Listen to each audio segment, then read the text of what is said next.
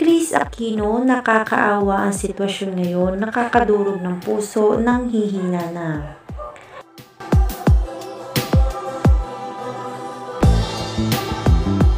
Bagong update tungkol sa kalusugan ni Chris Aquino, ikinabahala ng lahat.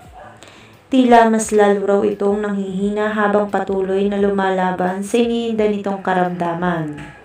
Kung saan ay patuloy namang humihingi ng dasal si Chris Aquino sa patuloy niyang paggaling.